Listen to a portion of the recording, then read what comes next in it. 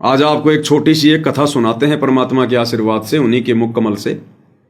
शिमली और मंसूर की 14-15 मिनट का ये सत्संग है और उसके लास्ट में गुरुदेव ने जो संदेशा दिया है उससे भाई और बहनों हमें इस सतगुरुदेव भगवान की समर्थता का पता चलेगा, समर्थता का। तो पहले हम विस्तार से गुरुदेव भगवान के मुख कमल से ये मंसूर की कथा सुनेंगे। गुरुदेव भगवान कथा सुना रहे हैं, अपने मुख कमल से सुना रहे हैं, महापुरुषों की कथा है, सुनने से भी हमारे पुण्य बनते हैं, पुण्य। और क्या संदेशा देगी ये कथा, लास्ट में देखना भाई और बहनों। सुनते हैं गुरुदेव के मुख कमल से। एक शिमली नाम की लड़की थी और वो किसी गुरु से उपदेशी थी, आस्था भगवान में घनी थी। और प्रारंभ से ही ये ऐसा रहा है कि जगत और भगत का आपस में मतभेद बना रहा। शुरुआत से ही गुरुदेव क्या बता रहे हैं, जब से ये काल की सृष्टि ये चली है और जब से परमात्मा यहां पर आते रहे हैं तब से जगत का और भगत का 36 का आंकड़ा रहा। 36 का आंकड़ा यानी जगत और भगत के विचार कभी मेल नहीं खा सकते, कभी भी। जिस प्रकार एक स्टैंड पर बस खड़ी है, 2 यात्री खड़े हैं, एक ने जाना दिल्ली उत्तर दिशा में और दूसरे ने जाना बंबई दक्षिण दिशा में, वो कभी भी एक बस में बैठकर अपने गंतव्य स्थान पर नहीं पहुंच सकते। उन दोनों की मंजिल कभी भी एक नहीं हो सकती। इसी प्रकार जगत और भगत का 36 का आंकड़ा होता है। उनके विचार, उनके इष्ट, उनकी मर्यादा कभी भी मेल नहीं खा सकती। और फिर भी यदि किसी भगत के विचार जगत वालों से मेल खा रहे हैं, बढ़िया मेल मिलाप है, बढ़िया मेल जोल है, तो समझ लेना वो भगत फिर भक्ति नहीं कर रहा, वो ड्रामा कर रहा है। वो भगत जो जगत के साथ बड़ा प्यार प्रेम से हिल मिल के रह रहा है, वो भगवान को प्रसन्न नहीं कर रहा, वो जगत को प्रसन्न कर रहा है। अरे जगत वालों को तो भक्तों की शकल भी अच्छी नहीं लगेगी, शकल भी अच्छी। ये वो भक्ति मार्ग है, ये परमेश्वर के वचन है कि जगत का और भगत का 36 का आंकड़ा। 36 का आंकड़ा मतलब बिल्कुल विपरीत विचार।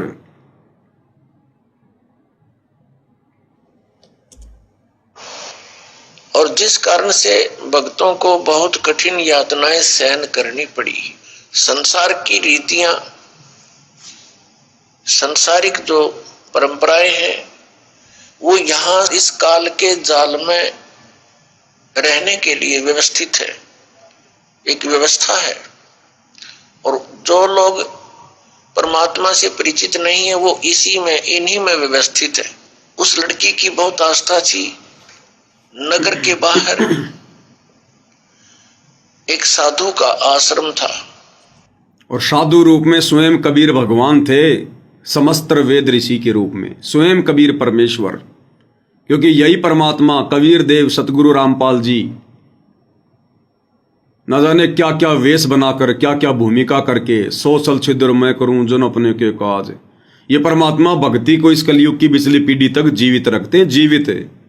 आप और हमारे अंदर, हमारे हृदय में धार्मिकता को बना के रखते हैं। अन्यथा काल तो यहां पर कब का आग लगा दे, कब का भक्ति और भगवान का नाम और निशान मिटा दे।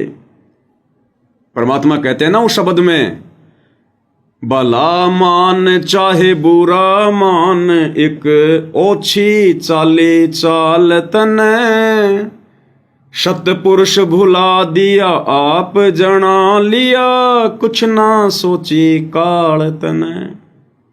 ये तो सत्य पुरुष का, भगवान का नाम और निशान मिटाना चाहता है, लेकिन ये परमात्मा, ये दयालु बीच बीच में आकर, कहीं कोई आश्रम बनाकर, वैसे कहीं कोई प्रकट होकर, और आप और हम आत्माओं में भक्ति की ज्योत को जला के रखते हैं। तो स्वयं कबीर भगवान ही शिमली और मंसूर के गुरु थे।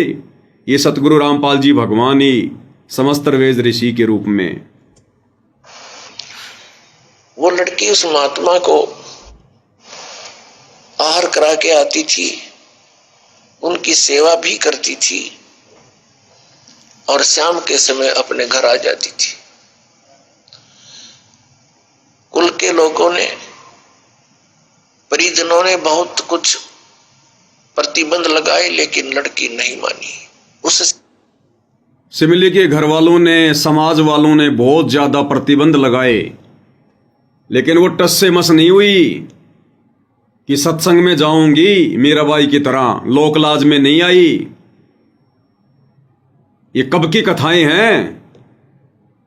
सैकड़ों वर्ष पहले की कथाएं, जिस समय ना कोई कानून ऐसा था, जिस समय ना कोई साधन ऐसे थे, ना कोई सोशल मीडिया का जमाना था, और औरतों को तो किस प्रकार से बंदिश में रखा जाता था। ये उस समय की बातें हैं। आज तो परमात्मा ने सर्व सुविधा उपलब्ध करवा रखी हैं, हजारों प्रकार के ऑप्शन खोल रखे हैं। घर वाले ना माने तो भी हम उनसे अलग होकर भक्ति कर सकते हैं अपने आत्म कल्याण के लिए। तो गुरुदेव शिक्षा दे रहे हैं कि वर्तमान की माता बहनें अपने आप को कमजोर ना समझें। आप कमजोर उसी समय तक समझोगे जब तक आपको ज्ञान समझ में नहीं आया। अगर ज्ञान समझ में आ गया तो फिर यह भी समझ में आएगा कि भगवान मेरे साथ है, और भक्ति करने वालों को तो परमात्मा अपनी पलकों पे रखता है। अगर भक्ति के लिए हम यदि संघर्ष करेंगे तो। सिमली का एक भाई था, मंसूर नाम था उसका। उसको अन्य व्यक्तियों ने कहा कि आपकी बहन शाम के समय और गैर टाइम को वक्त जाती है संत के आश्रम में। देख ले भाई, इज्जत का सवाल है, और पूरे नगर में चर्चा चलती है अपनी बहन को बनाकर। जगत का और भगत का ऐसे विरोध होता है, ऐसे काल प्रेरणा से ये किसी भी समय आसानी से भक्ति पे नहीं लगने देता है। अब मंसूर ने सोचा भी पहले ये देख तो लूं, वास्तव में वहां उस आश्रम में ऐसा क्या है। इस दृष्टिकोण से जब उसकी बहन शाम के समय प्रतिदिन जाती थी साधु का भोजन लेकर, जिस दिन घर वाले भोजन नहीं देते थे तो वैसे जाती थी, उनकी सेवा कराती थी, कोई कपड़े धोआती थी, कुछ देर उनकी चरण दबा देती थी। अब मंसूर ने, भाई ने सोचा कि सीधा संत से बोलना अच्छा नहीं होता। साधु संत बड़े सहनशील होते हैं और सिद्धि युक्त होते हैं। अपराध के विषय में कुछ उठपटांग कहना हानिकारक हो सकता है। उसने क्या किया कि आश्रम के बाहर खड़ा हो गया, और जैसी भी कच्ची पक्की कोई द्वार थी उसके अंदर कोई सुराख था। उस सुराख से वो देखने लगा। छोटा सा आश्रम था, तो 100 गज का होगा, गणित करना 150 गज का, और उसमें एक झोंपड़ी डली हुई थी। संत जी बाहर बैठे थे, गर्मियों के दिन थे, चंद्रमा की रोशनी थी। तो उसने देखा कि लड़की ने जाके भोजन कराया महात्मा को, फिर बर्तन साफ किए, 1-2 कपड़ा धोआ, फिर महाराज जी के चरणों को दबाने लगी, सेवा करने लगी। तो क्या हुआ कि ऐसे उस महात्मा ने हाथ किया, आकाश से एक अमृत का प्याला आया। संत ने पिया, आधा उस बेटी को दिया। संत ने कहा कि बेटी, इसमें से थोड़ा सा एक नालायक व्यक्ति खड़ा है, उसके भी मार देख छींट, इस सुराख के अंदर से जा और उसके भी लगा दे, थोड़ी सी कल्याण हो जा। एक नालायक व्यक्ति खड़ा है। अब उसने जाकर के, लड़की ने आदेश पालन करना था, सुराख में ऐसे कर दिया। उसने देखा कौन है कैसे, तो उसके भी जीभ पर वो थोड़ा सा अमृत की छींट लगी। एकदम उसके हृदय में एक विशेष प्रेरणा हुई कि मैं बहुत पापी हूं, मैं नीच हूं, और ऐसे पाक साफ महापुरुष के विषय में मेरे मन में दोष आया। रोता हुआ आश्रम के अंदर प्रवेश हुआ। मंसूर की जीभ पर उस अमृत की छींट पड़ी, जो अमृत कबीर परमेश्वर सतगुरु रामपाल जी के आशीर्वाद से ऊपर से सतलोक से आया था। सिमली ने पिया और परमात्मा जी पिया करते थे। एक छींट पड़ी थी उसकी, एक छींट, और मंसूर की बुद्धि ऑन हो गई, सद्बुद्धि आ गई। इसी प्रकार भाई और बहनों, आप और हम सब मिट्टी के पुतले हैं, जड़ बुद्धि जीव हैं। इस भक्ति की शुरुआत भी गुरुदेव भगवान ही करवाते हैं, हमारी इस बुद्धि को खोल के। जब हम प्रथम नाम की दीक्षा लेते हैं गुरुदेव भगवान से, तो हमारे को अमृत जल दिया जाता है, अमृत जल। और वो अमृत जल क्या होता है? वही अमृत जो ऊपर से आया था, जिसको सिमली पिया करती थी, जो मंसूर की जीभ पर लगा, वही अमृत। भगवान तो वही है। सतगुरु रामपाल जी भगवान अपनी वचन शक्ति से साधारण से जल को मंत्रित करके और नाम दीक्षा लेने वाले व्यक्ति को दिया करते हैं। जो जल हम पीते हैं वो सामान्य जल नहीं होता, और हम ये भी नहीं कह सकते कि वो सतलोक से आया है, नहीं, क्योंकि सतलोक का राजा खुद धरती पर बैठा है, सतगुरु रामपाल जी। सतलोक से लाने की जरूरत नहीं, गुरु जी यहीं पर अपने वचन से उसको मंत्रित कर देते हैं और वो अमृत बन जाता है, अमृत, बुद्धि खोलने वाला। और वो अमृत भाई बहनों को पिलाया जाता है। उसके पीने से हमारी बुद्धि ऑन होती है, हम इस काल के षड्यंत्र को समझने के लायक बनते हैं, गुरुदेव की भक्ति पर 2 कदम आगे बढ़ाने के लायक बनते हैं। वो सामान्य जल नहीं होता, तब जाकर भगत इस भक्ति मार्ग पर आगे बढ़ता है। आप और हमारा सौभाग्य, आप और हम भगत भाई बहनों को वो अमृत पीने को मिला। और देखो कैसे मूर्ख बनाया जा रहा है संगत को। 2014 बरवाला कांड के बाद से, विशेषकर जब ये कोरोना आया और बेचारे नादान भगत भाई बहन ज्ञान को समझकर देश विदेश में बैठकर जब ऑनलाइन दीक्षा लेने लगे, तो कैसे उनको मूर्ख बनाया जाता था। भगत जी आप बैठ जाओ एक कमरे में, कान में ईयरफोन लगा लो, कोई दूसरा ना सुने, बेचारा बैठ जाता। उसको मंत्र सुना दिए जाते, किसी को सुने किसी को नहीं सुने।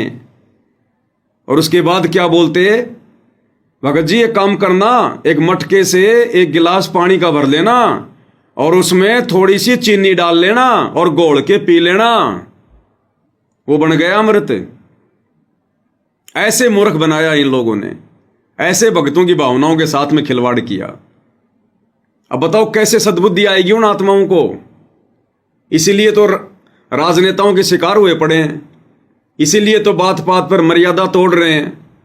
जाते हैं सतलोक आश्रम में मनाने के लिए कबीर प्रकट दिवस, और मनवा दिया जाता है सिरसा की अनाज मंडी में कबीर की जयंती।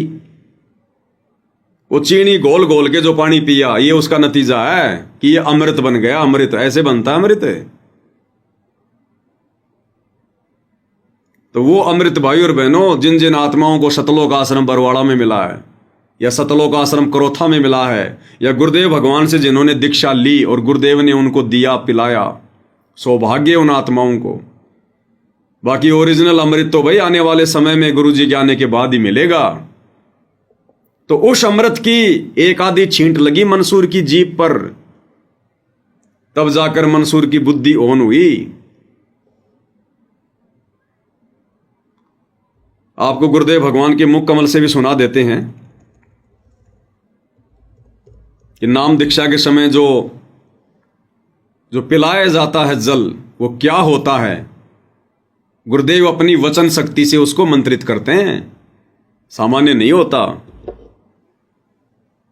और यही कबीर साहब ने धर्मदास को कहा था मेरे पास ये कबीर साहब का कबीर सागर रखा है, उसमें अमर मूल 265 नंबर पृष्ठ पर लिखा है कि धर्मदास 3 सतिथि में नाम देना, तो पहले जब आओ तो उनको ये पान परवाना देना, जैसे ये दास देता है, एक अमृत वचन से अमृत बनाकर शुद्ध जल को, और ये मिश्री वाला प्रसाद आपको दास देता है।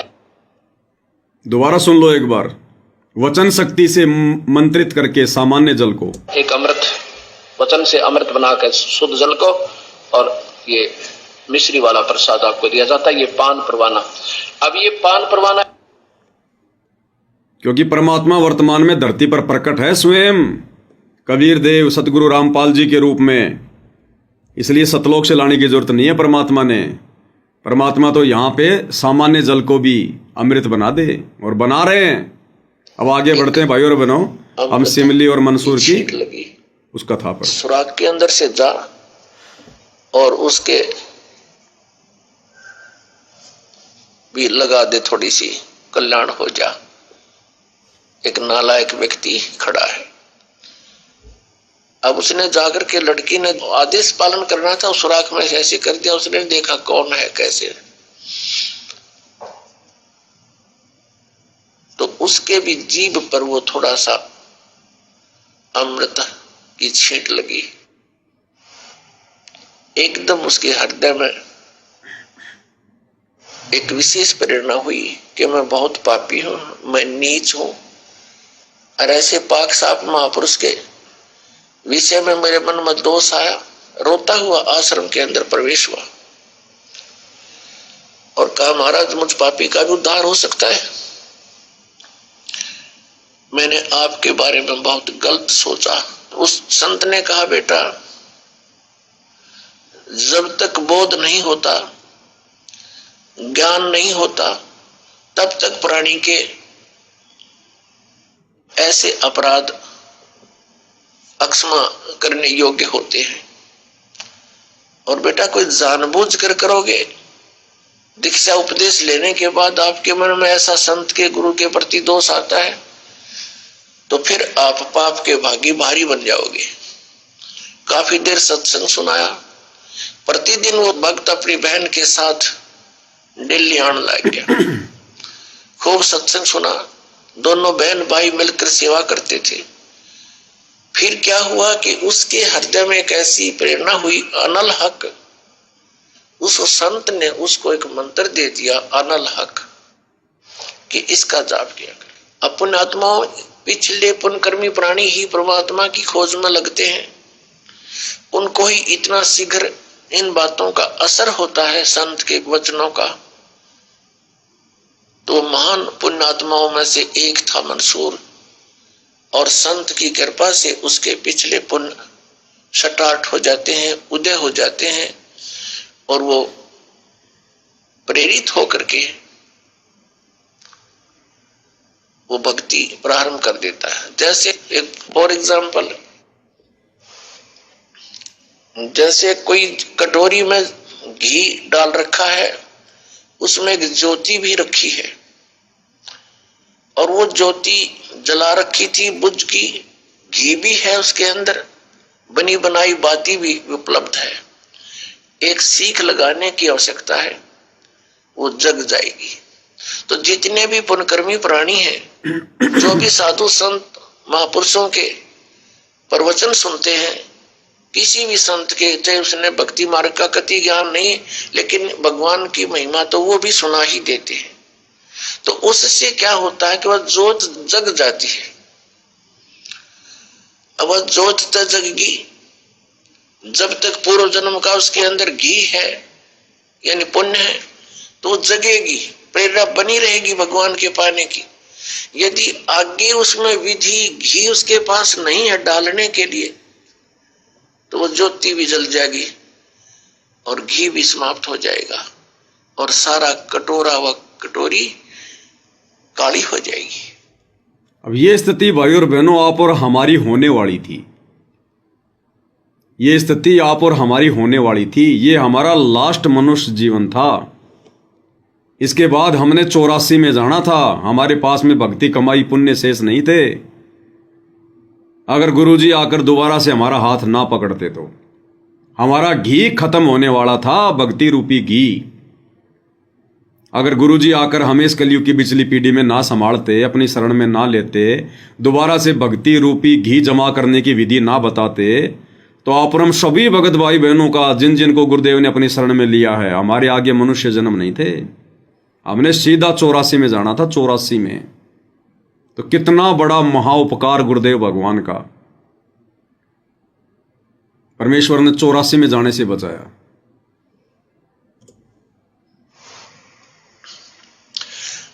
तो पुण्यात्मा, उस अनल हक मंत्र के गुरु जी ने दे दिया, जो मंत्र देना था उसको। अनल हक का अर्थ होता है अहम ब्रह्मास्मि,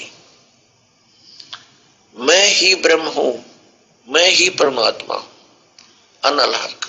हालांकि ये कोई मंत्र वंत्र नहीं था, लेकिन उस मंसूर के अंदर वो पूर्व जन्म का घी और ज्योति रह रही थी, वह जगेगी। गुरुदेव कह रहे हैं हालांकि वो कोई मंत्र मंत्र नहीं था। अरे दिया किसने था? मंसूर के गुरु ने दिया था। मंसूर के गुरु कौन थे? समस्तर वेद ऋषि। समस्तर वेद ऋषि के रूप में कौन थे? स्वयं कबीर भगवान सतगुरु रामपाल जी। फिर वो कोई मंत्र वंत्र क्यों नहीं था भाई? जब भगवान ने दे दिया जाप करने के लिए, तो मंत्र क्यों नहीं हुआ? इसी प्रकार भाई और बहनों, खाली इन मंत्रों से, खाली इन्हीं चीजों से हम लोग शतलोक नहीं जा सकते। इन बातां के पाइए कर सतगुरु नजर निहाल। लेकिन हमने इन मंत्रों का भी जाप करना पड़ेगा, उसी विधि से करना पड़ेगा, उतना ही समर्पित होकर करना पड़ेगा जिस प्रकार मंसूर उस अनल हक मंत्र को परम सत्य मानकर उसके ऊपर फिदा हो गया, कुर्बान हो गया। वो मंत्र ना होता, उसका जाप ना करता, तो आज ये लीला ना होती। अपने शरीर का अंग अंग वो ना कटवाता, क्योंकि उस अनल हक मंत्र के जाप के लिए तो मना किया वहां के लोगों ने कि इसको जाप करना छोड़ दे। और आज महापुरुषों की श्रेणी में उसका नाम है। महापुरुषों की श्रेणी में आप और हमें भी शिक्षा मिल रही है कि गुरु के वचन पर अगर दृढ़ हो तो मंसूर जैसा, चाहे शरीर का अंग अंग क्यों ना कट जाए, सिर साटे की भक्ति है और कछु नहीं बात, सिर के साटे पाइए अवगत अलख अनाथ। अब उस मंत्र से भविष्य में तो कोई लाभ उसको होना नहीं था, क्योंकि वो चार्जर ठीक नहीं था। पूर्व जन्म की बैटरी से उसमें इतना प्रभाव था, इतने पुण्यों से, कि उसने अनल हक कहना शुरू कर दिया कि मैं ही परमात्मा हूं। अब भोली आत्माओं, पुण्यात्माओं को जैसा भी गुरु ज्ञान देता है वो तो दृढ़ होते हैं। गुरु जी ने 2 दूना 6 कह दिया तो वो 6 ही बोलते रहेंगे। घर वाला कहेगा, कोई उसको बताना चाहेगा, वो नहीं मानेगा, कहता नहीं मेरे गुरु जी ने ऐसे ही बोला। देखो, सारे खेल गुरुदेव भगवान ने किए। मंत्र भी गुरुदेव भगवान ने दिए मंसूर को, भक्ति भी उस जो है वो उन्होंने दी। अब एक बात बताओ भाई और बहनों, परमात्मा कहते हैं उस मंत्र का कोई रोल नहीं था, कोई लेना देना नहीं था। उस मंत्र की वजह से वो इतना दृढ़ नहीं था। भाई जब भगवान किसी को मंत्र दे रहा है गुरु रूप में, तो उसकी कोई वैल्यू नहीं है क्या? अरे जब उस भगवान के द्वारा दिया गया एक अमृत जल, उसकी एक छींट ने मंसूर की बुद्धि खोल दी, और जब उसी गुरु ने उसको अनहल नामक वो मंत्र दिया, तो मंत्र क्या अपना काम नहीं करेगा? यहां एक चीज हमने और समझनी है भाई और बहनों। आज से पहले गुरुदेव भगवान ने केवल हमारी बैटरी को चार्ज किया है, हमें कलयुग की पिछली पीढ़ी तक मनुष्य जन्म देने के लिए। जैसे भी छोटी मोटी साधना, जैसा भी कोई मंत्र हमें पकड़ा दिया और विश्वास करके आत्मा उसका जाप करती रही, गुरु ने दिया, गुरु का वचन मानकर, गुरु की आज्ञा मानकर, बस। और हम यहां तक पहुंचे हैं। अब परमेश्वर अपनी उन तमाम साधनाओं को भी साइड में कर रहे हैं। उस समय तो उन आत्माओं को उसी साधना को उत्तम मानकर दिया करते थे। अरे मंसूर को जब परमात्मा ने मंत्र दिया तो ये कह के थोड़ी दिया था कि बेटा ये मंत्र कुछ काम नहीं करेगा। अगर ऐसा बोल देते मंसूर को, तो मंसूर उस लगन से मंत्र का जाप करता क्या? वो कुर्बान हो जाता क्या? तो आज से पहले गुरुदेव ने भिन्न भिन्न रूप धारण करके साधु संत महात्माओं के, ऋषियों के और जो भी मंत्र दिए, जो भी साधना बताई, उस साधना को उस समय अन्य साधु संत महात्माओं से श्रेष्ठ बताकर ही दी, और वो आत्माएं उसी पे कुर्बान हो गई और हमारी बैटरी चार्ज हो गई, मनुष्य जन्म हमारे को मिलते हुए आ रहे हैं। लेकिन वर्तमान में कलयुग की पिछली पीढ़ी, परमात्मा ने भक्ति का पूरा कोर्स दे दिया। अब वो पिछली अपनी साधना को भी परमात्मा रिजेक्ट करेंगे। अब कि आज से पहले तो केवल तुम्हारे को चार्ज करना था, अब नए सिरे से नया कोर्स परमेश्वर दे रहे हैं। अब हमने इस पर दृढ़ होकर उसी प्रकार से लगना है। और फिर एक सत्संग में गुरुदेव ने वो भी क्लियर कर दिया कि पुण्यात्माओं, तुम ये सोचने की गलती मत करना कि तुम अपनी भक्ति से पार हो जाओगे। अर्थात भक्ति को भी गुरुजी ने रिजेक्ट कर दिया कि खाली तुम ये भक्ति करने से, मंत्र करने से, आरती करने से सोचो हम पार हो जाएंगे। लाख जन्म नहीं हो सकते जब तक गुरु की मेहर विशेष नहीं मिलेगी, ग्रेस मार्क नहीं मिलेंगे। लेकिन वो भक्ति भी करनी पड़ेगी जो गुरुजी ने बता दी, और उसी भाव से और उसी श्रद्धा से करनी पड़ेगी, क्योंकि उस भक्ति से तो गुरुजी देखेगा इस भगत में कितनी लगन है, कितनी श्रद्धा है, मेरे वचन को ये कितना पालन कर रहा है। उस लगन को देखकर ही तो गुरुजी फिर अपना मेहर बख्शेंगे, वो ग्रेस मार्क देंगे। तो आज से पहले गुरुदेव ने जो भक्ति साधना दी, उसको परमात्मा वर्तमान की भक्ति से रिजेक्ट कर रहे हैं कि भक्ति का कंप्लीट कोर्स तो तुम्हें वर्तमान में मिला है, आज मिला है। तो अबोध बच्चे ऐसे ही होते। इस बात का ज्ञान पूरे मुसलमान धर्म में हुआ, क्योंकि वो मुसलमान धर्म से संबंधित था। और मुसलमान धर्म ये मानता है कि जीव ब्रह्म नहीं हो सकता। वैसे तो जीव ब्रह्म हो ही नहीं सकता, ये तो अंडरस्टूड है। जीव तो ब्रह्म है ही नहीं, ब्रह्म अलग है, जीव अलग है। ब्रह्म मीन भगवान, जो जीव का भी उत्पत्ति करता है। लेकिन मुसलमान धर्म ये मानते हैं कि पृथ्वी पर परमात्मा नहीं आ सकता। वह तो सातवें आसमान में रहता है, सातवें स्वर्ग में। और कोई ये कहता है कि पृथ्वी पर परमात्मा है, वो दंड का अधिकारी है, वो भ्रमित कर रहा है, मुसलमान धर्म के विधान को बिगाड़ रहा है। इस कारण से मंसूर को बहुत बार समझाया, राजा तक बात गई, बहुत कुछ कहा लेकिन नहीं माना, अनलहक करता रहा। उसको कहा कि तू ऐसा मत बोल। भक्ति के दीवाने ऐसे ही होते हैं। आप और हमने मंसूर जी से शिक्षा लेनी है। भक्ति के दीवाने ऐसे होते हैं जिनको समझ में आ जाती है। राजा तक शिकायत पहुंच गई और क्या क्या यातनाएं दी गई। गुरुदेव इस कथा को कई बार बताते हैं। शरीर का अंग अंग काट दिया। एक दिन उसका एक हाथ काटा, बोला छोड़ दे, अनलक कहना कि नहीं अनलक। दूसरे दिन दूसरा हाथ काटा, सोचो कितनी पीड़ा सहन की होगी। तीसरे दिन एक पैर काटा, चौथे दिन दूसरा पैर काटा, फिर गर्दन काटी। लेकिन अपने गुरुजी के वचन को नहीं तोड़ा, अपने गुरुजी की भक्ति को नहीं छोड़ा। और आज किसी का पति जरा सा नाराज होके कह देगी तलाक के पेपर तैयार कर ले, सुबह दरबार की सफाई हो जाती है। 2-4 थप्पड़ मार दे कोई किसी का पति, सुबह दरबार के आगे लग जाता है पर्दा। या किसी की पत्नी कह दे कि देख ले, या तो बाबा रामपाल को रख ले या मेरे को रख ले, सुबह दरबार की सफाई। तो क्या खाक सतलोक जाएंगे, खाक भक्ति करेंगे हम। तो मंसूर की कथा से हमारे को ये शिक्षा लेनी है, भाई घर छूटो चाहे जग रूठो, चाहे रूठो ये संसार आओ। और कौन सुनेगा फिर काल लोक में जब गुरु रूठ गया मेरा हो। भक्ति करी नहीं, विश्वास दृढ़ हुआ नहीं, डगमग हो गए, कल को 84 में जाएंगे गधे सुअर बनेंगे, तब वो पत्नी आएगी क्या दुख बटाने, वो भाईचारा आएगा क्या हमारी समस्या का समाधान करने। तो भक्ति के दीवाने वही होते हैं भाई जो गुरु वचन पर डट गए, कट गए फंद 84 के। अब साधु को तो कोई बोल नहीं सका था कि वो क्या मंत्र दे रहा है, लेकिन पब्लिक के अंदर जब बात आ जाती है तो वो अपना पूरा जोर शोर से विरोध करते हैं। अब क्या हुआ कि वो नहीं माना तो उसको चौराहे पर खड़ा कर दिया, बांध दिया उसको चौराहे पर। और फिर क्या कहा कि या तो तू अनलहक कहना छोड़ दे नहीं तो तेरे पत्थर मारेंगे। उसने फिर कहा अनल हक, क्योंकि वो तो मदमस्त हो गया था, अलमस्त हो गया था।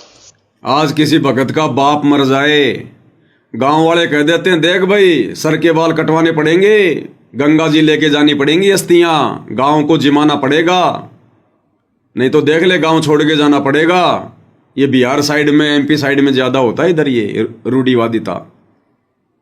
तो बहुत सारे भाई छोड़ देते हैं भक्ति कि गांव छोड़ना पड़ेगा, मकान हाथ से चला जाएगा, जमीन हाथ से चली जाएगी। और अनलक मंसूर शरीर अंग अंग कटवा दिया, लेकिन बोला नहीं छोड़ूंगा, जो गुरुजी ने मंत्र दे दिया, भक्ति दे दी, नहीं छोड़ूंगा। ये उदाहरण क्यों दे रहे हैं गुरुदेव? वो मंसूर थोड़ी सुन रहा बैठ के, आप और हमें सुना रहे हैं गुरुजी कि नालायको तुम्हारे सामने ऐसी नौबत तो नहीं आएगी, क्योंकि तुम समर्थ की शरण में आ गए। कलयुग की बिचली पीढ़ी है, आप और हमारे अंदर उतनी सहनशीलता, उतना धैर्य नहीं है, इसलिए परमात्मा ऐसी परीक्षा तो नहीं लेगा। लेकिन छोटी मोटी समस्या तो आएंगी ना, हमारे प्रारब्ध की भी आएंगी। कुछ गुरुदेव भगवान हमें दृढ़ करने के लिए हल्की हल्की चोट भी मारेंगे, और हल्की हल्की चोट भी हम सहन नहीं करते, तुरंत अपने विश्वास को डगमग कर देते हैं, मर्यादाएं तोड़ देते हैं, तो कैसे बात बनेगी फिर? ये समस्याएं आप और हमारे ऊपर आनी थी, जितनी भी थी मंसूर की तरह। ये कलयुग की बिचली पीढ़ी है, इस भक्ति को काल के लोक में कोई कर नहीं सकता जब तक गुरु ना करवाना चाहे। जब तक गुरु करवाना चाहेगा तब तक ही भक्ति हो सकती है। और आप और हमें क्या लग रहा है, परमात्मा ने थोड़े बहुत सुख दे रखे हैं तो क्या ये हमारे भाग्य के हैं क्या? इस समय हमारे भाग्य में कुत्ते की तरह रोटी का एक टूक भी नहीं था, रोटी का टूक भी।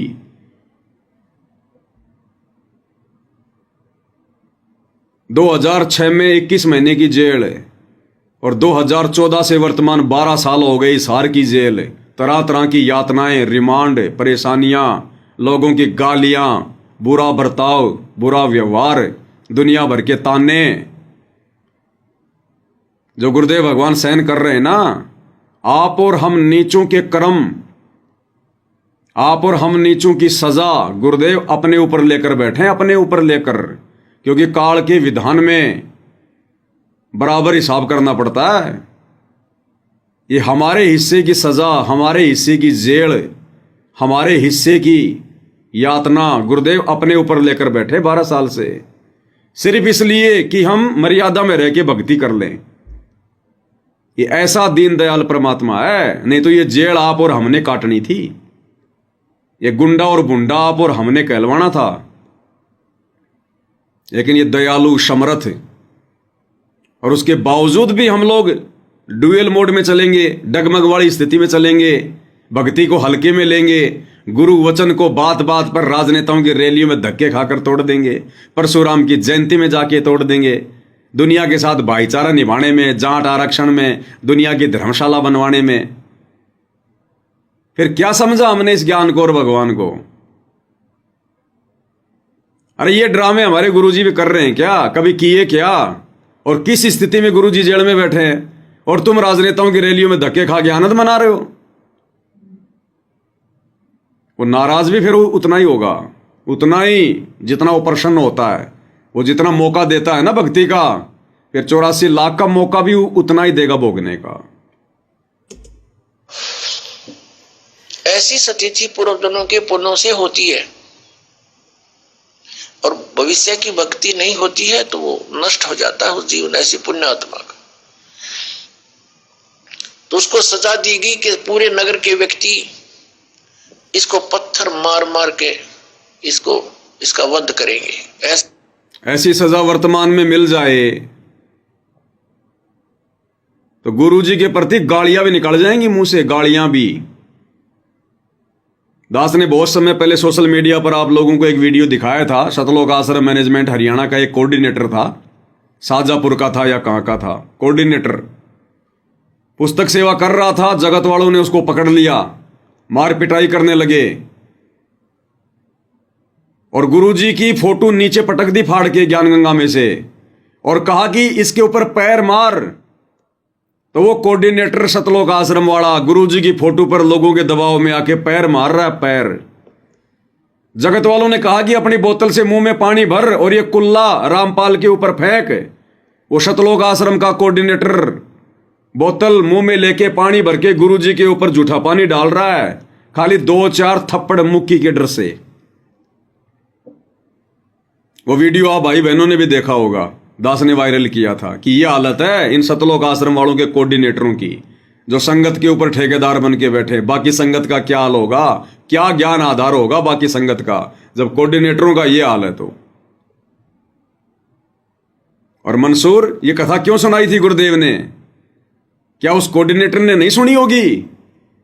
लेकिन उसके पिछले संस्कार कमजोर, इसलिए गुरुजी कहते हैं पिछले संस्कारों से होती है इतनी दृढ़ता, पिछले जन्म से होते हैं पूर्ण हंस मुराद। सजा दें ताकि और भी कोई ऐसी हिम्मत ना करे। तो सभी लाइन में आ रहे थे और पत्थर मार रहे थे, तू पापी है, पत्थर मार रहे थे, निकल जाते थे। अब उसकी बहन सिमली का भी नंबर आ गया। जब और पत्थर लगा रहे थे वो हंस रहा था, अनल हक हंस रहा था। और जब उसकी बहन सिमली का नंबर आया वो भी लाइन में खड़ी थी। तो बहन ने सोचा पत्थर तो मैं नहीं मारूंगी, लेकिन लोक लाज में आके उसने फूल उठा लिया कि मैं फूल मार आऊंगी इसके। यहाँ ये लोग भी ना मेरा विरोध करेंगे और भाई का चोट भी ना लगेगी। उसने फूल मारा, फूल मारते ही वो रोने लग गया, बहुत बुरी तरह रोने लगा। तब सिमली ने कहा कि भाई लोग तेरे पत्थर मार रहे थे, उनके पत्थरों से नहीं रो रहा था और तू मेरे फूलते रोने लग गया। अरे जी कोई चोट थोड़ी लगी तुझे? उसने कहा सिमली ये तो अनजान थे, इनका मुझे दुख नहीं था, तू तो परिचित थी मैं किसके ऊपर फिदा हो रहा हूं। और तेरा हाथ कैसे हो गया नालायक मेरी तरफ? तूने भगवान की तरफ हाथ कर दिया, मैं भगवान के लिए ड्यूटीड हूं और तूने क्या समझा फिर ज्ञान को? न्यू रो रहा हूं, तेरा जीवन बर्बाद हो गया, तूने ज्ञान समझा नहीं बहन। ठीक इसी प्रकार भाई और बहनों, वर्तमान में हिसार जेल से गुरुदेव भगवान जो विशेष संदेश भेज रहे हैं और किस कदर परमात्मा दुखी होकर संदेशा दे रहे हैं कि दास को ज्यादा दुखी ना करो, दास के ऊपर रहम करो, मर्यादाएं ना तोड़ो। गुरुजी को पता है कि ये जगत वाले तो नादान है, अनजान है, ये चाहे लाख राजनीति करें, लाख धक्के खाएं राजनेताओं की रैलियों में, लाख ऊटपटांग काम करें, लेकिन आप और हमें तो गुरुदेव भगवान 20 वर्षों तक अच्छे से तत्व ज्ञान देकर गए थे, अच्छे भले की जानकारी दी थी। फिर जब वही परमात्मा, वही सतगुरु हिसार जेल में बैठकर बाहर हम भक्तों को देख रहा है, हमारी हरकतों को देख रहा है कि ये तो राजनेताओं के दल्ले बन गए, राजनेताओं के एजेंट बन गए, इनकी रैलियों में धक्के खा रहे हैं, परशुराम जयंती में जा रहे हैं, धार्मिक प्रोग्राम में जा रहे हैं, सहयोग कर रहे हैं, कबीर जी को जन्म लिए हुआ मानकर उसकी जयंती मनाने जा रहे हैं सिरसा में, दुनिया वालों के साथ में यारी दोस्ती निभा रहे हैं, जाटों की धर्मशाला बना रहे हैं, आरक्षणों में जाकर बैठ रहे हैं, बिरानी आग में जल रहे हैं, आन उपासना को बढ़ावा देने के लिए अयोध्या में भंडारा लगा रहे हैं। तो उस मंसूर की तरह ये कबीर परमात्मा सतगुरु रामपाल जी, जिस प्रकार वो अपनी बहन की अज्ञानता को देखकर रोने लग गया फूट फूट कर, और लोगों के पत्थरों से नहीं रो रहा था लेकिन उसके फूल से रोने लग गया, उसकी मूर्खता को देखकर। इसी प्रकार गुरुदेव भगवान हिसार जेल में बैठकर अपने भक्तों की मूर्खता को देखकर, उनकी अज्ञानता को देखकर, ये नादान कब मेरे ज्ञान को समझेंगे? अभी तो मेरे ज्ञान को ही नहीं समझे, मुझे तो समझना बहुत दूर की बात है।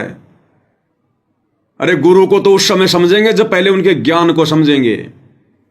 तो ऐसी नीच और घटिया हरकतों को देखकर जो गुरुदेव का परिवार और ये कोऑर्डिनेटर बेचारी नादान संगत से करवा रहे हैं, उन्हें काल की गोद में बैठा रहे हैं, तब गुरुदेव भगवान दुखी होते हैं विशेष तौर पर कि क्या समझा फिर इन्होंने। मैंने तुमसे भक्ति करवाने के लिए सर्वस्व न्यौछावर कर दिया, घर परिवार नौकरी समाज रिश्तेदार सारे सुख, और जेल की तरह एक ही आश्रम में बैठकर परमात्मा ज्ञान दे रहे हैं। क्या उनकी इच्छा नहीं होती घूमना फिरना? तो इन तमाम बातों को देखकर फिर ये परमात्मा दुखी होता है, अपने भगत की अज्ञानता मूर्खता को देखकर, भेड़ चाल को देखकर, जिस प्रकार मंसूर दुखी हुआ।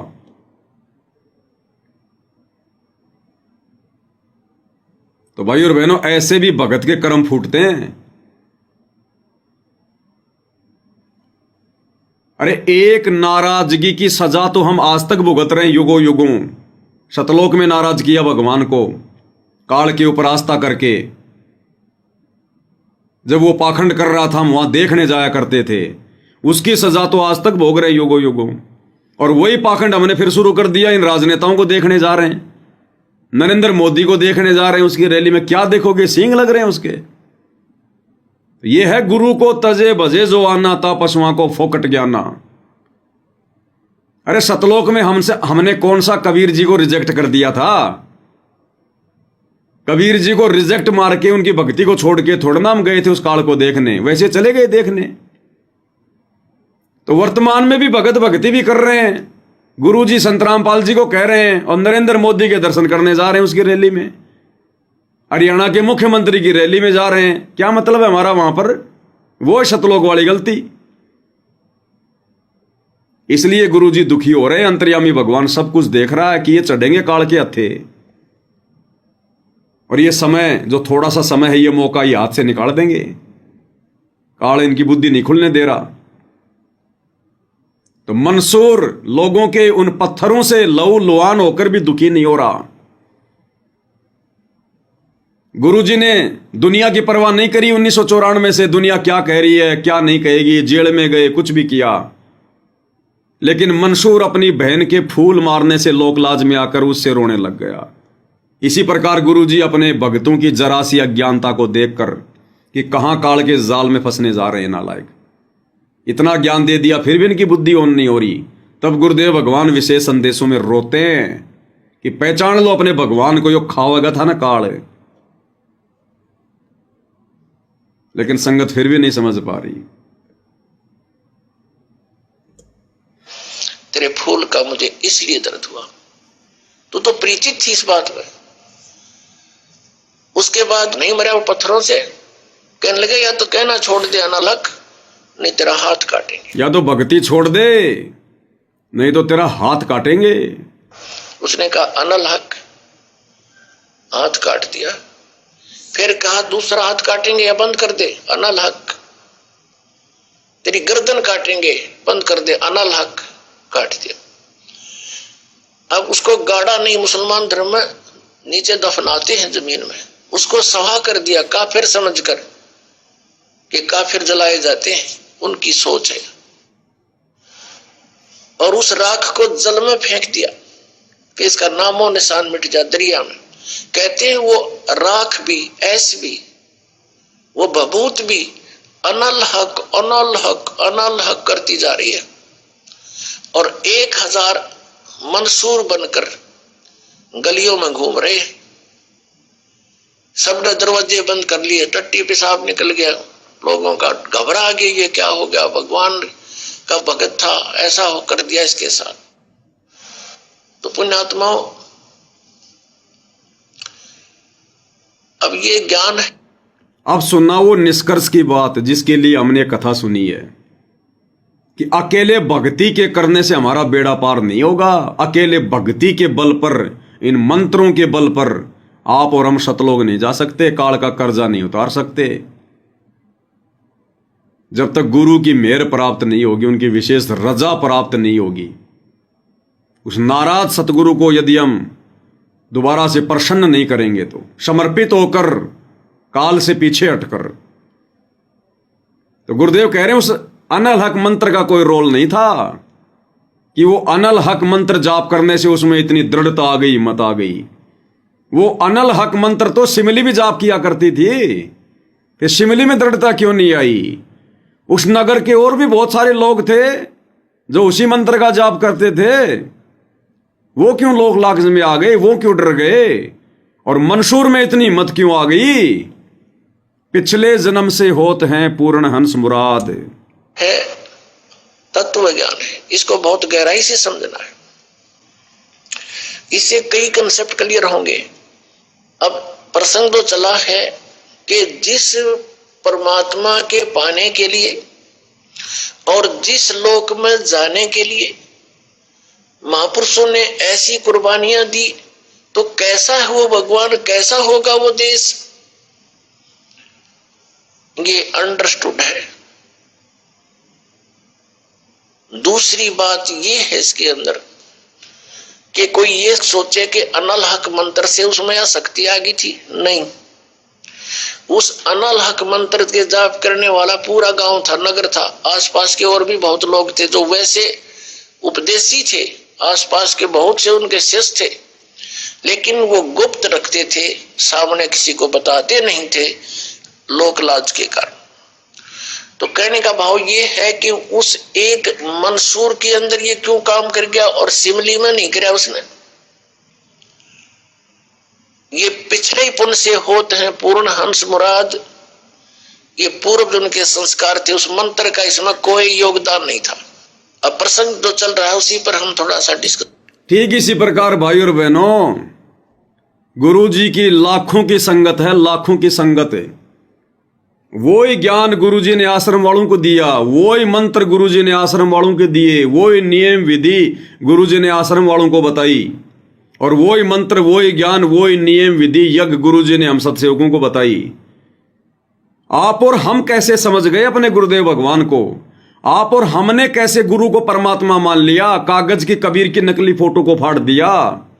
हम कैसे गुरुदेव भगवान को भोग लगाना शुरू कर दिए? हम क्यों गुरुदेव की भगवान मानकर आरती उतारना शुरू कर दिए? एकमात्र गुरु जी का जयकारा लगाना शुरू कर दिए, एकमात्र गुरु को ही परमेश्वर मानकर दंडोत करना शुरू कर दिए। जबकि ये ज्ञान, ये मंत्र तो गुरु जी ने सबको समान रूप से दिए। आप और हम सत्सेवक ही क्यों सच्चाई के लिए संघर्ष कर रहे हैं, मर्यादाओं के लिए संघर्ष कर रहे हैं? ये गुरु जी की भक्ति, ये मंत्र आप और हमारे ऊपर ही क्यों काम कर गया? ना मंत्र ने काम किया, ना भक्ति ने काम किया। पिछले जन्म से होत हैं पूर्ण हंस मुराद। आप और हम इस कबीर परमेश्वर सतगुरु रामपाल जी की युगों युगों से भक्ति करते आ रहे हैं। ये परमात्मा आज से नहीं, युगों युगों से आप और हमें इसी प्रकार से अपनी गोद में उठाकर लेते आ रहे हैं। आप और हम इस परमेश्वर की विशेष पुण्यात्मा रही हैं। इस परमात्मा ने हमारे लिए बहुत सारे खाड़े किए हैं। पिछले जन्म से होते हैं पूर्ण हंस मुराद। ये ब्रह्मा विष्णु महेश के मंत्र जाप करने से कुछ नहीं हो रहा। जिस प्रकार गुरुदेव ने क्या कहा कि वो अनल हक मंत्र का इसमें कोई रोल नहीं था। वो मंत्र तो पूरा गांव जाप करता था, सिमली भी जाप किया करती थी। वो क्यों लोक लाज में आ गई?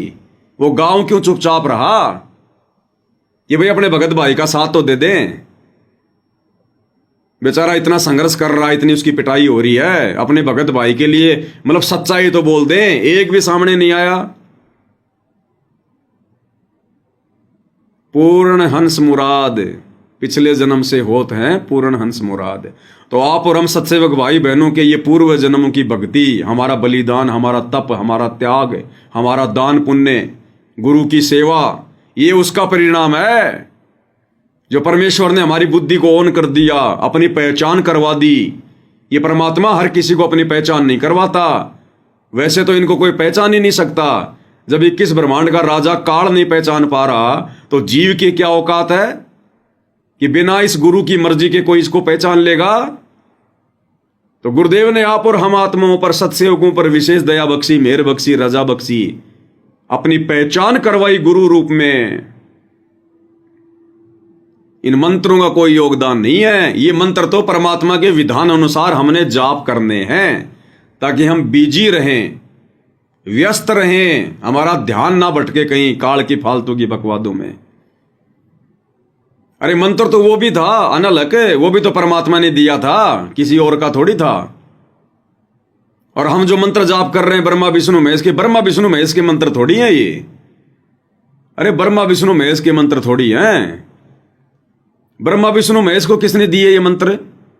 ब्रह्मा जी को ओम नाम का मंत्र, विष्णु जी को हरियम मंत्र, शंकर जी को सोहम मंत्र, ये किसने दिया?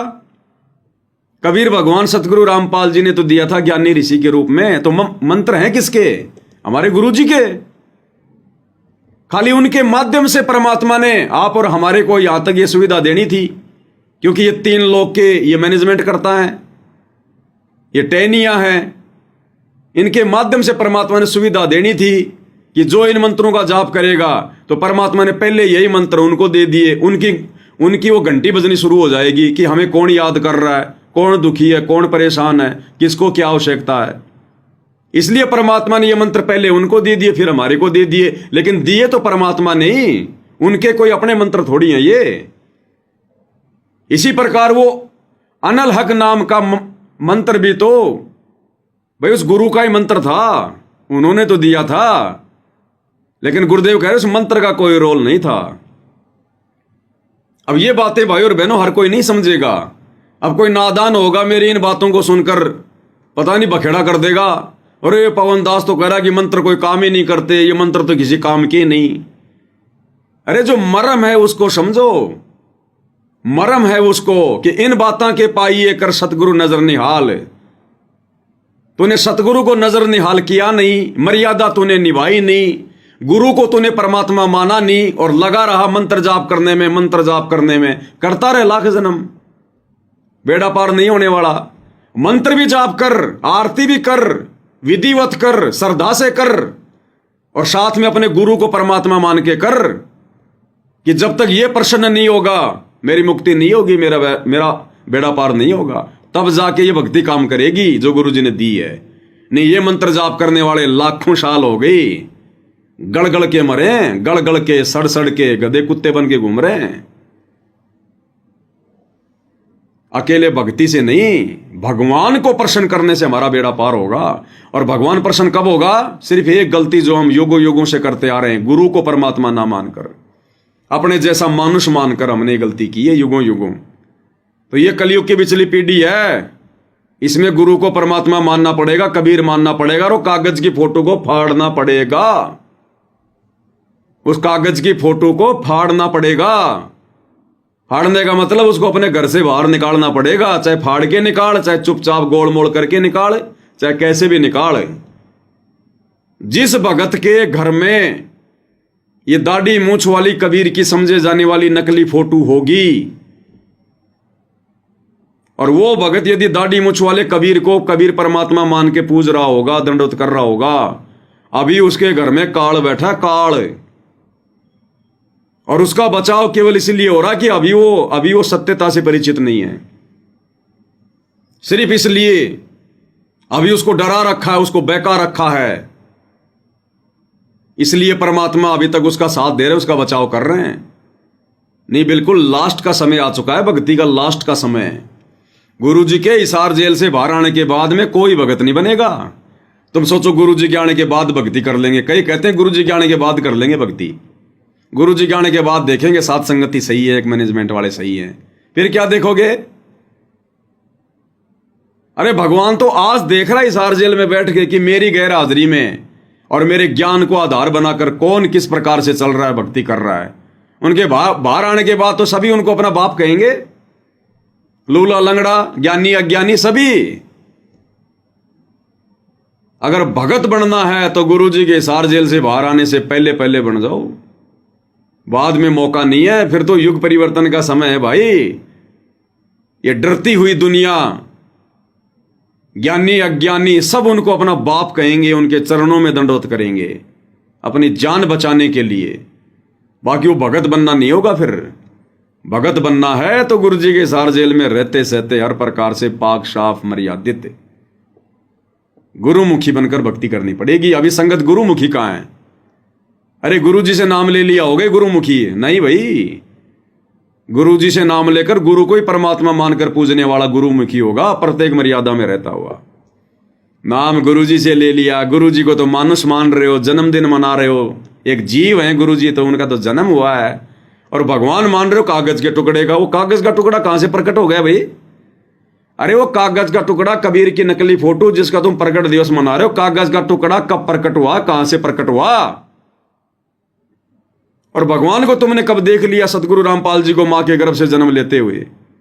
तो ये मूर्खता है, मूर्खता। ये ज्ञान भगवान ने इसीलिए दिया, इस ज्ञान के बिना नहीं समझ सकता जीव। चाहे भगवान अगर प्रकट होके दिखा दे तो भी बिना ज्ञान के, बिना ये प्रमाण देखे भगत स्वीकार नहीं कर सकता। इसलिए भगवान ने कलयुग की पिछली पीढ़ी का समय ज्ञान आधार का रखा है, ज्ञान आधार का। तो ये सौभाग्य आप और हम सत्सेवक भाई बहनों का, जो परमात्मा ने हमें साथ संगति से जोड़कर हर प्रकार से मर्यादाओं में रखा, अपनी पहचान करवाई, हमसे सत भक्ति करवा रहे हैं परमात्मा। ये मौका भाई और बहनों, सतयुग से लेकर बड़े बड़े साधु संत महात्मा ऋषि मुनि वशिष्ठ विश्वामित्र मार्कंडे जैसों को प्राप्त नहीं हुआ। उनको भी 84 लाख योनियों में जाना है। ध्रुव को, प्रहलाद को, मार्कंडे को, श्री रामचंद्र जी के गुरु वशिष्ठ को, श्री कृष्ण जी के गुरु दुर्वासा को, इनको भी 84 भोगनी है। तो आप और हम उनसे भी कितने सर्वश्रेष्ठ हैं। वो भी कुछ नहीं है। जब ब्रह्मा विष्णु महेश को भी गुरुजी ने हमारे आगे 0/0 बता दिया कि बच्चों तुम्हारी किस्मत के आगे सब 0/0 हैं। 3 लोक के स्वामी ब्रह्मा विष्णु महेश, जब उनको भी 0/0 बता दिया आप और हम भक्तों की जो किस्मत के आगे, तो बाकी रह क्या गया फिर यहां पर? क्या कह रहे हैं गुरुदेव भगवान? तो पुण्यात्माओं, आपको पूर्ण परमात्मा मिल गए। बताओ, गुरुदेव कह रहे हैं तो पुण्यात्मा वो आपको पूर्ण परमात्मा मिल गए। कहां मिल गए भाई? कहां है पूर्ण परमात्मा? कहां है पूर्ण परमात्मा? कोई कहेगा वो दाढ़ी मूंछ वाली कबीर की फोटो पूर्ण परमात्मा। अरे पूर्ण परमात्मा तो चलता भी है, बोलता भी है, आशीर्वाद भी देता है, नाम भी देता है, बातें भी करता है। वो कागज की फोटो कहां से पूर्ण परमात्मा हो गई? वो कागज की फोटो ना चल रही, ना बोल रही, ना नाम शुद्ध कर रही, ना नाम दे रही, ना शंका समाधान कर रही। उससे अच्छा तो ये पवनदास है, कम से कम लाइव आके कुछ तो आप भाई बहनों को बता रहा है। वो कागज की फोटो क्या बता रही है? तो गुरुदेव कह रहे हैं आपका सौभाग्य, आपको पूर्ण परमात्मा मिल गया। तो कौन है पूर्ण परमात्मा? सतगुरु रामपाल जी। मिल गया का मतलब क्या है? आमने सामने होना। तो ये संकेत होते हैं गुरुदेव भगवान के। तो पुण्यात्माओं, आपको पूर्ण परमात्मा मिल गए, पूर्ण सतगुरु मिल गए, तत्व ज्ञान मिल गया। आपको आपके किस्मत के बराबर आज 21 ब्रह्मांड में कोई नहीं मेरे बच्चों, इस रजा को बना करके। आप और हमारी किस्मत के आगे गुरुदेव कह रहे 21 ब्रह्मांड में कोई नहीं है। छोड़ो ब्रह्मा विष्णु महेश, तो काल और दुर्गा भी फैल हैं, और अब तो स्पष्ट नजर आ रहे हैं। काल और दुर्गा का तो जल्दी से छुटकारा होना ही नहीं है, और ब्रह्मा विष्णु महेश को भोगनी पड़ेंगी 84। फिर बाकी ये वशिष्ठ विश्वामित्र सिद्ध महात्मा, इनकी क्या औकात? तो ऐसी स्थिति में लाके बैठा दिया हमें गुरुजी ने वर्तमान समय में। हमारा और काल का आगे कोई हिसाब किताब नहीं है, कोई अकाउंट नहीं है। अगर भक्ति पे अगर हम लगे रहे, डटे रहे मर्यादा में गुरु को परमात्मा मानकर, तो हमारा ये अंतिम मनुष्य जन्म है, अंतिम मनुष्य जन्म। और यदि अब की बार चूक गए तो फिर से हमने उतने कष्ट भोगने पड़ेंगे जितने हम सतलोक से आकर भोग रहे थे। इतना ही समय हमने फिर से काल के लोक में देना पड़ेगा जितना समय हमें सतलोक से आए हुए हो चुके हैं। अब देख लो भाई, ऐसा भारी मुकदमा कौन मोड़ लेगा? समझदार तो लेगा नहीं। क्या कह रहे हैं गुरुदेव भगवान? तो पुण्यात्माओं, आपको पूर्ण परमात्मा मिल गए, पूर्ण सतगुरु मिल गए, तत्व ज्ञान मिल गया। तो आपके किस्मत के बराबर आज 21 ब्रह्मांड में कोई नहीं मेरे बच्चों, इस रजा को बना करके। अब के निकल जाओ, मालिक के चरणों में पड़े रहो, चलो अपने घर। देख कितना अच्छा स्थान है, वहां ना मृत्यु है, ना बुढ़ापा है, ना किसी चीज की कमी है, सुख बड़े सदा सुख रहता है। तो गुरुदेव कह रहे हैं बच्चों अब की बार चलो, निकल जाओ यहां से, अपने मालिक के चरणों में पड़े रहो और चलो अपने घर सतलोक, वहां सुख ही सुख है, सुख ही सुख है वहां। बंदी छोड़ सतगुरु रामपाल जी भगवान की जय हो। चल हंसा सतलोक हमारे, छोड़ो ये संसारा हो। चल हंसा सतलोक हमारे, छोड़ो ये संसारा हो, छोड़ो ये संसारा हो। गुरुदेव भगवान कह रहे हैं चलो पुण्यात्माओं सतलोक, गोल्डन चांस है, बिल्ली के भाग का छिक्का टूटा है, छोड़ो ये संसार, ये नमक की बोरी है। इस संसार का काल है राजा, यो माया जाल पसारा हो। इस संसार का काल है राजा, यो माया जाल पसारा हो। 14 खंड इसके मुख में बसत है, ये सबका कर आहारा हो, सबका कर आहारा हो। चल हंसा सतलोक हमारे, छोड़ो ये संसारा हो। चल हंसा सतलोक हमारे, छोड़ो ये संसारा हो, छोड़ो ये संसारा हो। कि इस संसार का तो काल राजा है, ये काल बड़ी रोजाना 1 लाख खाता है तपस्या पर भून भून के, तड़पा तड़पा के मारता, तड़पा तड़पा के। भाई जार बार कोयला कर डारे, फिर दे अवतारा हो। जार बार कोयला कर डारे, फिर दे अवतारा हो। ब्रह्मा विष्णु शिव तन धर आए, और का कौन विचारा हो, और का कौन विचारा हो। चल हंसा सतलोक हमारे, छोड़ो ये संसारा हो। चल हंसा सतलोक हमारे, छोड़ो ये संसारा हो, छोड़ो ये संसारा हो। क्या कह रहे हैं गुरुदेव भगवान, जार बार कोयला कर डारे और फिर दे अवतारा हो। ये दुर्गति से मारता, दुर्गति से। जार बार कोयला कर डारे, जैसे लकड़ी को जला जला के उसका कोयला बना दिया जाता है। ये अहमदाबाद में एरोप्लेन दुर्घटनाग्रस्त हुई, जब उसके शव निकाले जा रहे थे, कैसे वो पकोड़े बने हुए थे।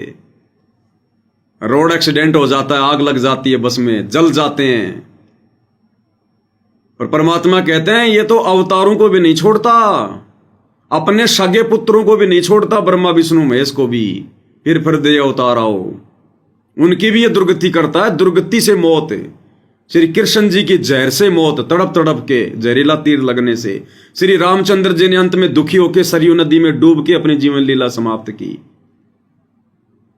तो ये तो जो इसके खुद के हैं, जो अपने हैं, जो इसका मैनेजमेंट संभाल रहे हैं 3 लोग का, कहते हो ना अवतारों को भी नहीं छोड़ता। फिर आप और हमारे जैसे 2 कोटि के जीवों की औकात क्या, जो हम इससे बच जाएंगे बिना सतगुरु की भक्ति के और उनके शरण के। ब्रह्मा विष्णु शिव तन धराए, और का कौन विचारा हो। आम जीवों की क्या औकात, तेरी क्या बुनियाद प्राणी, तू पेंडा पंथ पकड़ो, सच्चे सतगुरु की सच्ची भक्ति पकड़ ले। तेरी क्या औकात है सामान्य जीव। जब ब्रह्मा विष्णु महेश की भी इसके आगे दाढ़ नहीं गलती, उनकी भी दुर्गति करता है। और ऐसे लोक में हम रह रहे हैं, तो गुरुजी हमारी आंखें खोलना चाह रहे हैं। भाई सुर नर मुनि जन सब छल बल मारे, 84 में डार्या हो। सुर नर मुनि जन सब छल बल मारे, 84 में डार्या हो। मध्य आकाश आप जहां बैठा, वो ज्योत स्वरूप उजियारा हो, ज्योत स्वरूप उजियारा हो। चल हंसा सतलोक हमारे, छोड़ो ये संसारा हो। चल हंसा सतलोक हमारे, छोड़ो ये संसारा हो, छोड़ो ये संसारा हो। सुर नर मुनिजन, देवी देवताओं को भी, साधु संत महात्माओं को भी, जिनके नाम की तूती बोला करती थी, कहते हैं उनको भी इसने छलबल से मारा, छलबल से। चुणक ऋषि, राजा मानदाता का घोड़ा अश्वमेघ वाला, चुणक में इसने प्रेरणा कर दी और बांध लिया उसने अपनी झोपड़ी में और कहा कि बोल दो तुम्हारे राजा को मैंने युद्ध उठ लिया। बेचारा भक्ति करने निकला था, काल ने कुप्रेरणा करके और 72 करोड़ राजा मानदाता की सेना का सत्यानाश करवा दिया। छलबल किया। दुर्वासा ऋषि परमात्मा प्राप्ति के लिए निकला था भगत, और 56 करोड़ यादवों को दिलवा दिया शराब काल ने। विष्णु को भी उस शराब का वो दंड भोगना पड़ा श्री कृष्ण रूप में, ऐसा पाप का भागी बना दिया और 84 लाख योनियों में ठोक देगा। फिर ऐसे छलबल से मारता ही। सुर नर मुनि जन छलबल मारे, 84 में डारा हो और फिर 84 लाख योनियों में डाल देगा, गधा कुत्ता बनाएगा वो अलग। दुनिया उनकी महिमा करती रहेगी और वो भाई 84 में अपना कर्मदंड भोग रहे हैं। और मध्य आकाश आप जहां बैठा वो ज्योत स्वरूप पूजी आ रहा हो और किसी को भी दर्शन नहीं देता, बस अपनी ज्योति के दर्शन करवा देता है। उसी को मान लेते हैं कि हमने ब्रह्म के दर्शन कर लिए। ऐसे धोखे में रखता है ये। उसके पार एक और नगर है जहां बरसे अमृत धारा हो। फिर परमात्मा सतलोक की तरफ इशारा कर रहे हैं। उसके पार एक और नगर है जहां बरसे अमृत धारा हो। श्वेत स्वरूप फूल जहां फूले, हंसा करत विहारा हो, हंसा करत विहारा हो। चल हंसा सतलोक हमारे, छोड़ो ये संसारा हो। चल हंसा सतलोक हमारे, छोड़ो ये संसारा हो, छोड़ो ये संसारा हो। परमात्मा कहते हैं ये काल जहां बैठा है 21वें ब्रह्मांड में, कहते हैं इससे ऊपर एक और नगर है सतलोक। उसके पार एक और नगर है जहां बरसे अमृत धारा हो। वहां केवल सुख ही सुख है, वहां पे कहर नहीं है, कष्ट नहीं है, दुख नहीं है, 84 लाख योनियों का कष्ट नहीं है, जन्म और मृत्यु का, बुढ़ापे का कष्ट नहीं है, किसी चीज का कोई अभाव नहीं है। हम सब पहले वहीं रहा करते थे, अपनी गलती से हम यहाँ आके फंस गए। अब परमेश्वर वापस इस गंदे लोक से हमारी आस्था को हटवा रहे हैं, इस काल लोक के इन दुखों से, इसके छलबल से परिचित करवा के। उसके पार एक और नगर है जहां बरसे अमृत धारा हो। श्वेत स्वरूप फूल जहां फूले, यानी वहां की धरती सफेद है, हर चीज वहां की सफेद है। और हंसा करत विहारा हो। हंसा यानी आत्मा, अच्छी आत्मा, निर्विकार हंस वहां पर मौज मस्ती करते हैं, विहार करते हैं, आनंद मनाते हैं वहां पर। कोटि चंद्र सूर्य छिप जावे, जाके एक रूम चिमकारा हो। कोटि चंद्र सूर्य छिप जावे, जाके एक रूम चिमकारा हो। कहे कबीर सुनो धर्मदासा, देखो पुरुष दरबारा हो, देखो पुरुष दरबारा हो। चल हंसा सतलोक हमारे, छोड़ो ये संसारा हो। चल हंसा सतलोक हमारे, छोड़ो ये संसारा हो, छोड़ो ये संसारा हो। फिर परमेश्वर स्वयं की वो नूरी आभा बता रहे हैं। यहां तो गुरुदेव भगवान अपने नूरी रूप को हल्का करके आए हुए हैं, तेज पुंज के शरीर को हल्का करके। तेज पुंज अन्य दे धरकर, इस विध हमको भेंट ही। और सतलोक में परमेश्वर की आभा, उनका नूर, उनकी चमक। कोटि चंद्र सूर्य छिप जावे, जाके एक रूम चिमकारा हो। चिमकारा यानी रोशनी, चमक।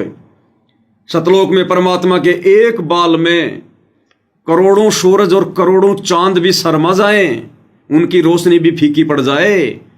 इतनी आनंददायक रोशनी, वो प्रकाश, वो नूर गुरुदेव भगवान सतगुरु रामपाल जी के एक रोम में निकल रहा है। और ऐसे ऐसे 3.5 करोड़ रोम जो है ये रोमकूप होते हैं, 3.5 करोड़। तो कितनी सुंदर, कितनी प्यारी आभा, चमक, नूर, जिनको देखते ही मन में शीतलता।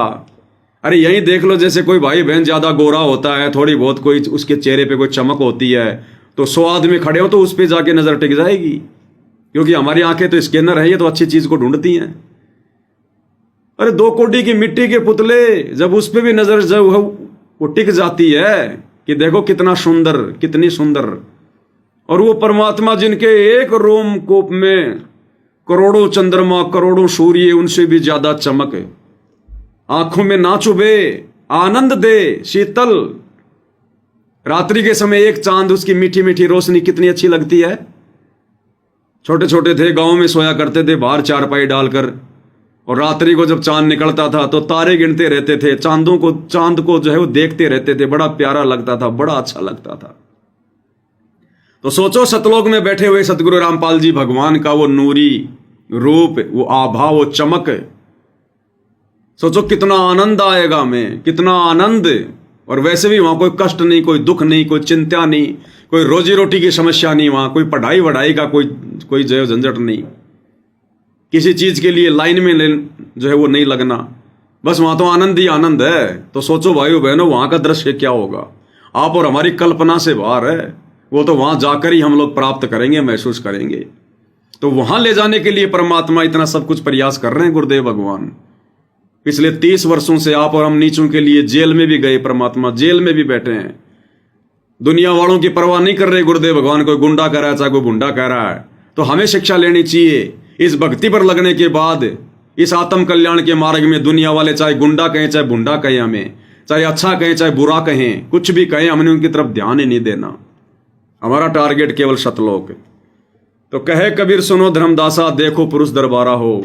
परमात्मा धर्मदास जी के माध्यम से कह रहे हैं कि अब की बार मत चूको और देखो अपने भगवान का दरबार, वहां जाकर कितना प्यारा दरबार सजा है। चल हंसा सतलोक हमारे, छोड़ो ये संसारा हो। तो भाई और बहनों, गुरुदेव भगवान के आशीर्वाद से आज की साथ संगति में केवल इतना ही।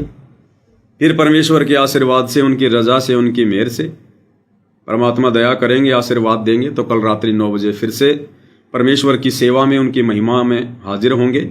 सभी भगत भाई बहन मिलकर परमेश्वर की चर्चा करेंगे। तब तक गुरुदेव भगवान हम सबको आज्ञा दें, आशीर्वाद दें, सद्बुद्धि दें। बंदी छोड़ सतगुरु रामपाल जी परमेश्वर जी की जय हो।